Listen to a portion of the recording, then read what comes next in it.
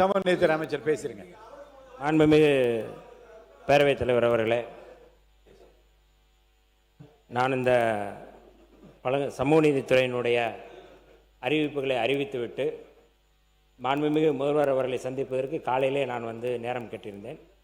உங்களிடமும் நான் அனுமதி கேட்டுவிட்டு தான் நான் மாண்புமிகு முதல்வர் அவர்களை சந்தித்து ஏற்கனவே நான் சொல்லிட்டேன். இல்லை 5 நிமிடம் அனுமதி கேட்டார்கள், 3 பேர் அனுமதி கொடுத்து நான் இதுக்கு ஏதோ வெளியில் போயிட்டேன், பொறுப்பில்லாமல் இருப்பது போன்று ஒரு செய்தியை சொன்னார்கள். அப்படி என்னுடைய சகோதரர் மரியாதைக்குரிய ராஜா அவர்கள் பேசும்பொழுது ஆதிதிராவிட மக்களுக்கு அல்லது தலித்துகளுக்கு என்னென்ன செய்ததை அவர் சொல்லியிருக்கிறார், அவர் ஆட்சி காலத்தில் என்னென்ன செய்திருக்கிறார்கள் என்று சொன்னார்கள். அது நான் அதை மறுக்கவில்லை. நான் அவர் ஏன் அப்படி சொன்னார், என்ன ஆதாரம்னா நான் கேட்கல, அது சொல்லவும் இல்லை.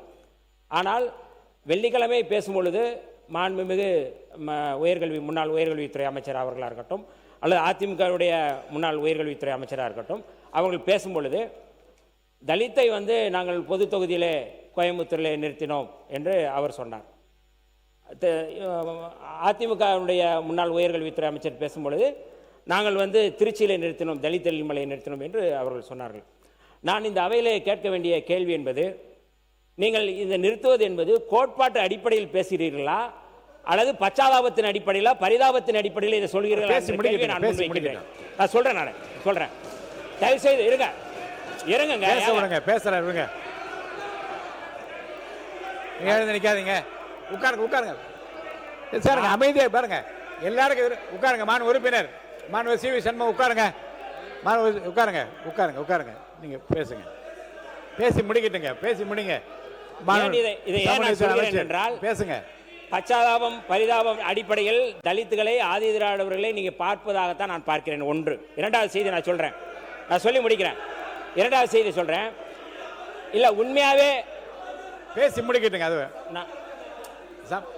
இல்ல, ஏன் இவ்வளவு பதற்றப்படுற? நான் ஒண்ணுமே கேட்கலையே, இப்பதான் ஆரம்பிக்கிறேன். நான் இதுதான் நீங்க தலித்துகளை நீங்கள் இல்ல தலித்துகளை பேச விடாமல் இதுதான் நீங்க செய்யற காரியமா? நான் கேட்கிறேன். நான் முழுமையாக பேசுவதற்கு எங்களுக்கு அனுமதி கொடுங்கள். நான் முழுமையா பேசணும்.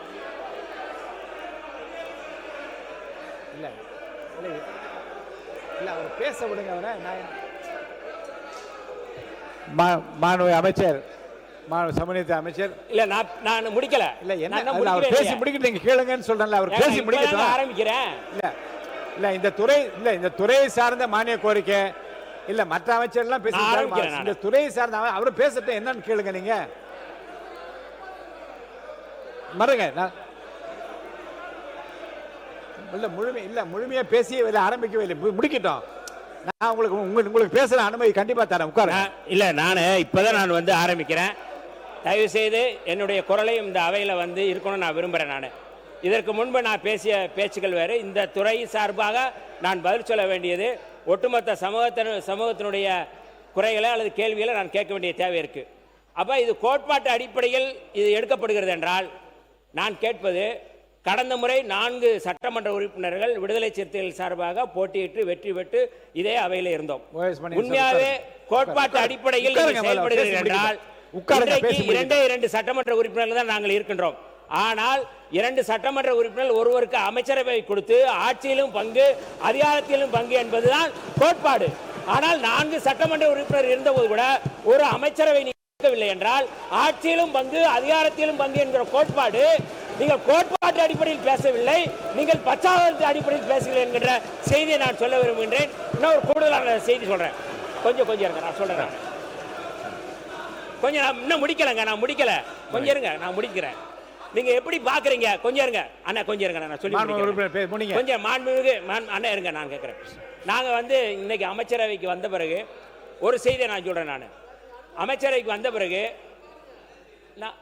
சோபா மாடல் என்கின்ற ஒரு குறியீடு சொல்லப்படுகின்றது. இந்த சோபா மாடல் அப்படிங்கறத எப்படி நான் பாக்குறேன் அப்படின்னா, நான்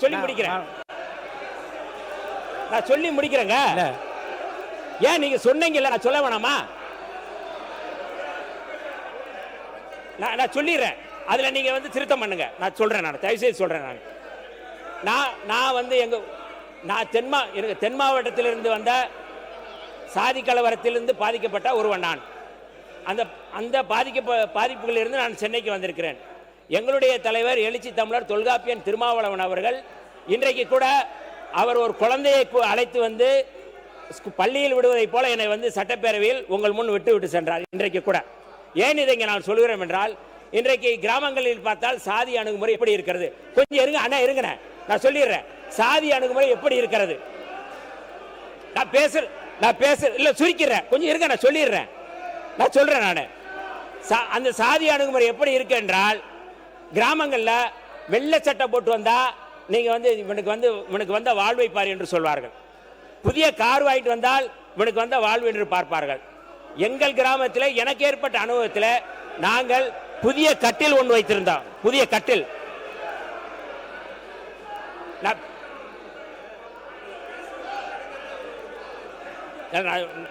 நான் எனக்கு பேசுவதற்கு அனுமதி கொடுக்கணும் சொல்றேன். நான் என்ன சொல்ல வந்தீங்க?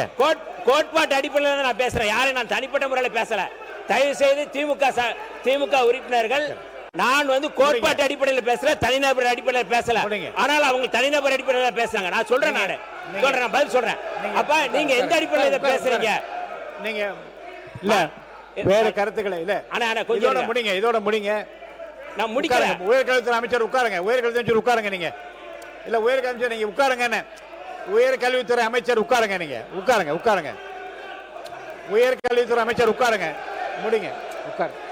உட்காருங்க. நீங்க உட்காருங்க.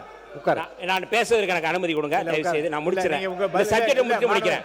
இல்ல நான் என்ன கேக்குறேன், உங்களுக்கு பதிலுரை வேறு இருக்கிறது. இருங்க. இல்ல இதை ஒட்டி நீங்க கருத்துக்கள் நிறைய சொல்லிவிட்டீர்கள்.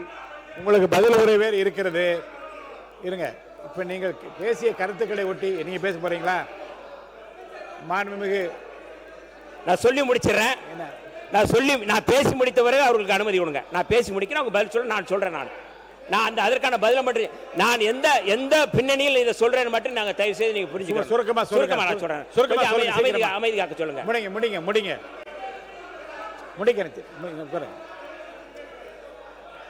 நீங்க முடிங்க.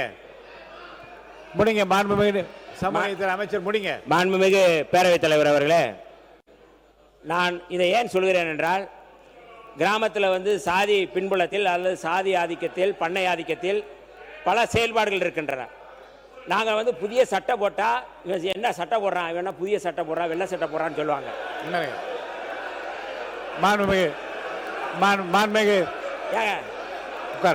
என்ன சொல்ல வரேங்கிறதா தெரிய வேணாமா? மாண்புமிகு கொஞ்சம் உட்காருங்க. மாண்புமிகு அவை முடிச்சிடலாம்.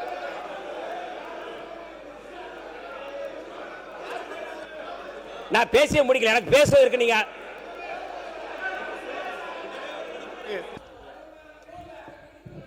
ஆதி திராவிடர் மற்றும் பழங்குடியின மக்களுக்கு நீங்கள் என்னென்ன திட்டங்கள் கொண்டு வந்திருக்கீங்க அறிவிப்பு அமைச்சர் சொன்னார். எங்களுடைய உறுப்பினர் பேசும்போது எங்களுடைய ஆட்சியில் நாங்கள் என்னென்ன திட்டங்கள் கொண்டு வந்திருக்கிறோம், உங்களுடைய ஆட்சியில் இதெல்லாம் பேர் மாற்றிருக்கிறீங்க, சில திட்டங்களுக்கு இப்போ நிதி ஒதுக்கவில்லை, அதெல்லாம் சரியாக செய்யுங்க, ஆணவ படுகொலை நடந்திருக்கு, அதையெல்லாம் புள்ளி விவரத்தோடு அவர் சொன்னார். இதற்கு அமைச்சர் அவர்கள் பதில் சொல்லணும். ஆனால் சிலர் இங்கே தேவையில்லாத பிரச்சனைகளை எழுப்பி, உங்கள் ஆட்சியில் நீங்கள் எதை செய்யலை, சிஏஜியில் இது கம்மியாக இருக்குது, இதனையெல்லாம் நீங்கள் தவறாக செஞ்சிட்டீங்க அப்படின்னு பதில் சொல்லும்போது இது தவறான பாதைக்கு இது சென்று கொண்டிருக்கிறது. நான் இந்த அவையில் நான் பதிவு வைக்க வேண்டிய விரும்புவது, 1000 கோடி ரூபாய் செலவில் அயோத்திதாசர் பண்டிதர் குடியிருப்பு திட்டம் கொண்டு வந்தது எங்களுடைய ஆட்சியில், எங்களுடைய திராவிட மாடல் அரசு. 1000 கோடி ரூபாய் மதிப்பீட்டில் தொல்குடி திட்டம், அம்பேத்கர் அயலக உயர்கல்வி திட்டத்தின் மூலம் 36 லட்சம் ரூபாய் வரைக்கும் நிதியுதவி, மகளிரை நில உரிமையாளர் ஆக்கிட நன்னிலம் திட்டம், சைதாப்பேட்டையில் 46 கோடி ரூபாய் மதிப்பீட்டில் MC ராஜா மாணவர் விடுதி, ஆதி திராவிடர் மற்றும் பழங்குடியினர் ஆணையம், இப்படி பல்வேறு திட்டங்களை சொல்லிக்கொண்டே போகலாம். இதே அமைச்சர் அவர்கள் பல்வேறு முறை பாராட்டியிருக்கிறார். இந்த திட்டங்களை எல்லாம் இதே அவையில் அவரே பதிவு வச்சிருக்கிறார். இது எல்லாவற்றுக்கும் மேலாக ஆதி திராவிடர் மற்றும் பழங்குடியின மக்களுக்காக ஒதுக்கப்படுகின்ற அந்த நிதி உரிய முறையில் செலவிடப்படுவதை உறுதி செய்யும் விதமாக ஆதி திராவிடர் மற்றும் பழங்குடியினர் மேம்பாட்டு செயல் திட்டம் சட்டம் 2024 அதை நிறைவேற்றம் செய்தது எங்களுடைய முதலமைச்சர் எங்களுடைய திராவிட மாடல் ஆட்சி என்பதை இங்கே பதிய வைக்க விரும்புகிறேன்.